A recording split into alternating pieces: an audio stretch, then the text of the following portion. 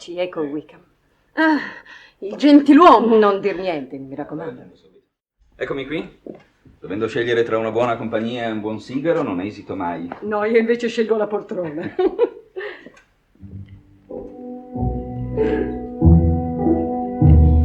Stavo dicendo alla zia, signor Wickham, che noi tutti dobbiamo esserle molto grati. In fondo lei poteva aspirare a un matrimonio assai più importante. Se intende riferirsi al lato economico della faccenda, le dirò che so riconoscere all'amore il suo giusto valore e il suo giusto prezzo. Questo la onora molto, tenente. Ma non tutti purtroppo sanno dare ai sentimenti l'esatto valore che pure dovrebbero avere nella vita. E immagino che il suo sentimento verso mia sorella debba valere molto. Diciamo 5.000 sterline. Ma non capisco. Non vorrei che lei credesse... Via, Elizabeth. Siamo sempre stati buoni amici e ora dobbiamo esserlo ancora di più, no? No, Wickham. Ora siamo semplicemente cognati, purtroppo. E dobbiamo andare d'accordo. Perciò sarà bene non parlare più del passato. Per conto mio, ne prendo impegno. Anch'io?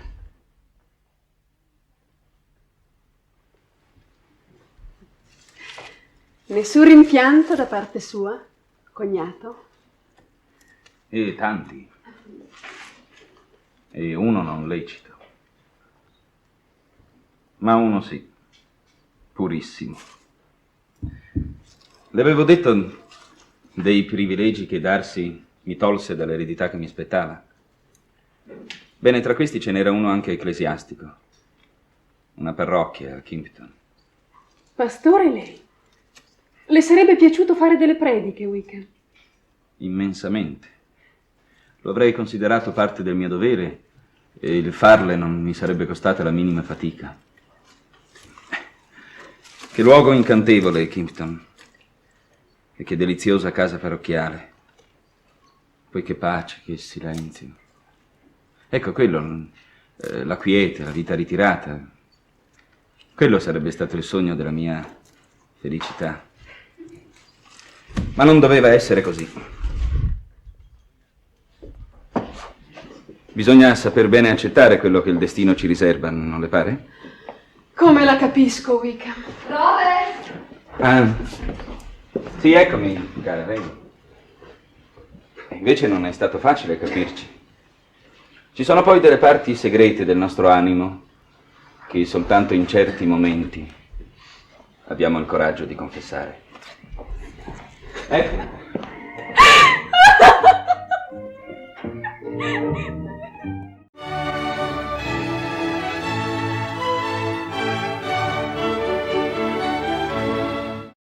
Lizzy, wat zeg je wel van hem? Is het geen beeld? Je doet me blozen, Lydia. Kunt u dat nog, meneer Wickham? Kom maar, Jane en Lydia, kom maar mee. Goed, jij je vader. Kom maar, kom, papa, papa, papa.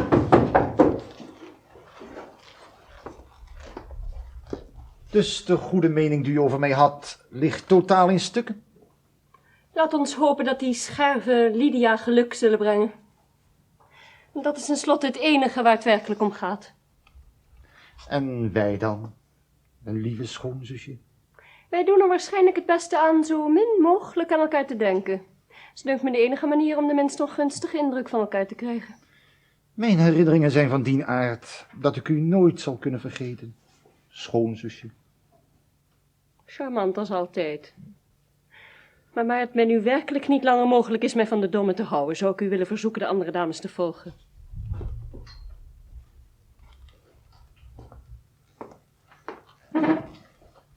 Gaat u niet mee, schoonzusje? Nee, meneer Wickham.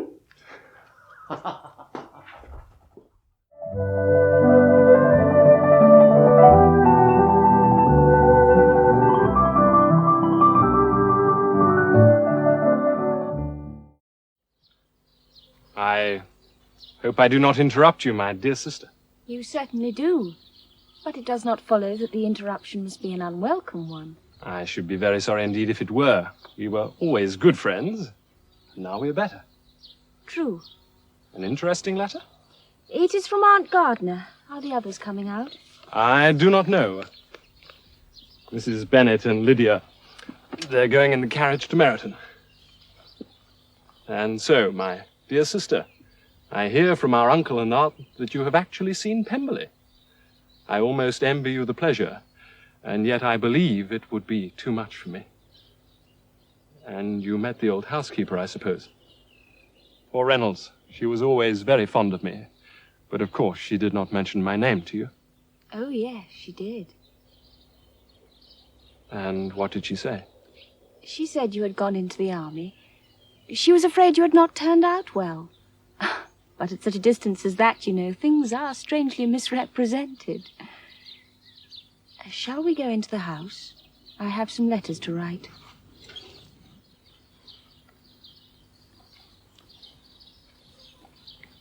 I was surprised to see Darcy in town last month.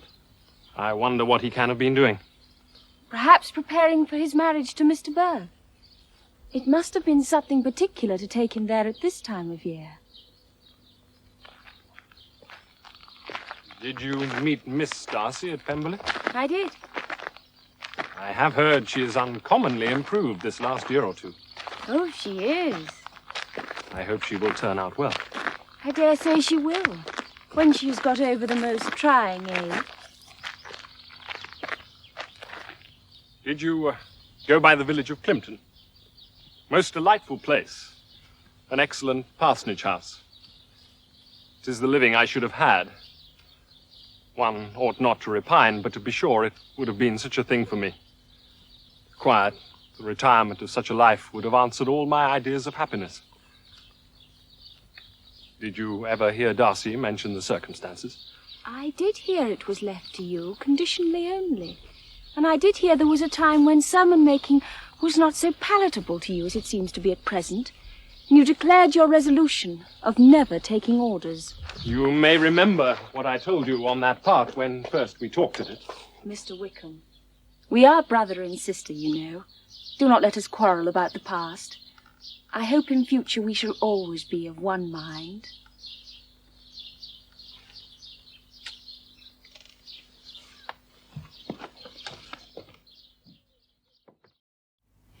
When shall we meet again? Lord, I don't know, Mamma. Not these 2 or 3 years, perhaps. Oh, well, write to me very often, my dear. I'll write as often as I can, Mamma. But you know, married women never have much time for writing. My sisters may write to me. They will have nothing else to do. As fine and kind a family as any man could hope for. I had none of my own, but now my loss is amply recompensed. Madam, sir, sisters, I bid you farewell, but keep you always in my heart. Goodbye, Lydia. Goodbye, goodbye. Oh. He's as fine a fellow as ever I saw. He simpers and smirks and makes love to us all, and I'm prodigiously proud of him. I defy even Sir William Lucas himself to produce a more valuable son-in-law. Oh, he is a fine fellow. I knew you would come to admire him in time.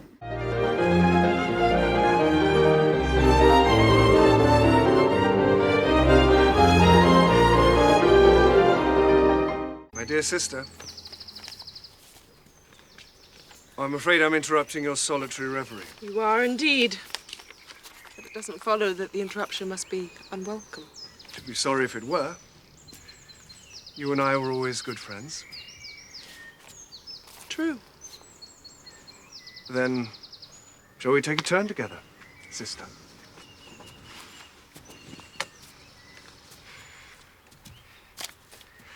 I was surprised to see Darcy in town last month. We passed each other several times. Wonder what he could be doing there.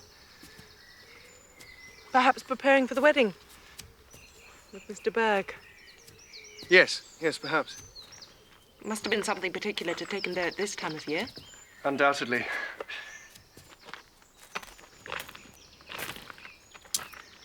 Did you see him while you were at Lambton? I thought I understood from the gardeners that you had. Yes, he introduced us to his sister. Did you like her? Yes, I did like her very much indeed. Well, I have heard indeed that she has uncommonly improved within this last year or two. When I last saw her, she was not very promising. I'm glad you liked her. I hope she'll turn out well. I dare say she will. She's got over the most trying age. Did you go by the village of Kimpton? I don't recollect that we... Oh, I mention it because it was the living I should have had. And how should you have liked making sermons? Exceedingly well.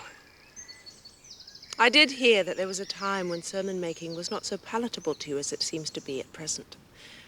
That you actually declared your resolution of never taking orders and were compensated accordingly. Well... Oh, come, Mr. Wickham, we're brother and sister, you know. Let us not quarrel about the past.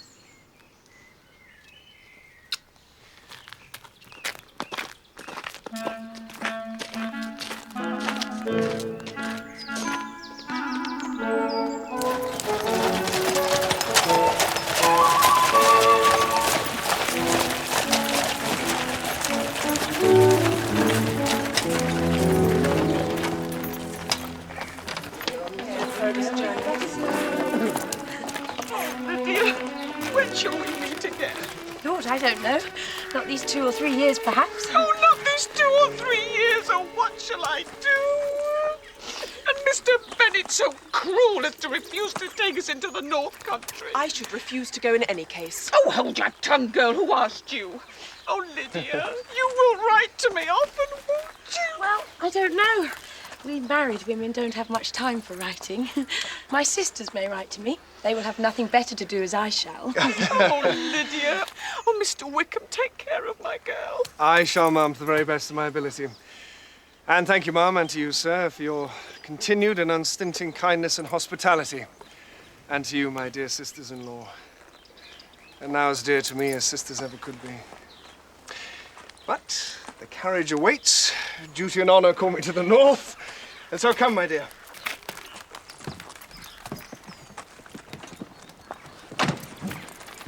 Let us say not farewell, but as the French have it, au revoir.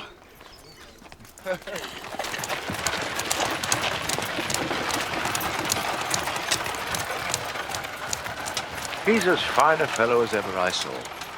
He simpers and smirks and makes love to us all. I'm prodigiously proud of him. I defy even Sir William Lucas himself to produce such a son-in-law.